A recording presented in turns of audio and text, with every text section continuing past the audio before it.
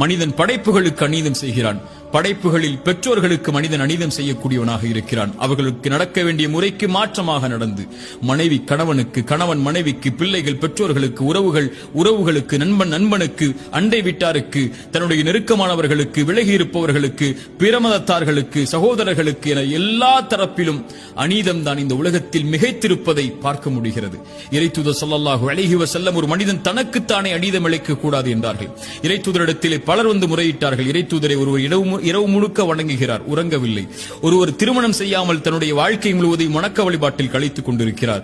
ஒருவர் நோன்பை நோற்றுக் கொண்டு இருக்கிறார், பசித்து அவர் உணவை உண்ணாமல். இறைத்தூதர் ஸல்லல்லாஹு அலைஹி வஸல்லம் அவர்கள் எல்லோர்களையும் அழைத்து சொன்னார்கள், அநீதம் செய்யாதீர்கள், நேர்மையை நிலைநாட்டுங்கள், நீதியை நிலைநாட்டுங்கள். உங்கள் கண்களுக்கு செய்ய வேண்டிய கடமை இருக்கிறது, உங்கள் உடலுடைய கடமை இருக்கிறது. நான் உங்களில் இறைவனை அதிகமாக பயப்படக்கூடியவன், நானே திருமணம் செய்கிறேன், நானே நோன்பை நோக்கிறேன், வருகிறேன், நானே உபரியான கடமைகளை நிறைவேற்றுகிறேன், விடுகிறேன். நான் உங்களை விட இறைவனை பயப்படக்கூடிய நானே நீதியில் நடக்கும் போது நீங்கள் எப்படி அநீதம் செய்யலாம் என்று இறைத்தூதர் ஸல்லல்லாஹு அலைஹி வஸல்லம் அவர்கள் சொன்னார்கள்.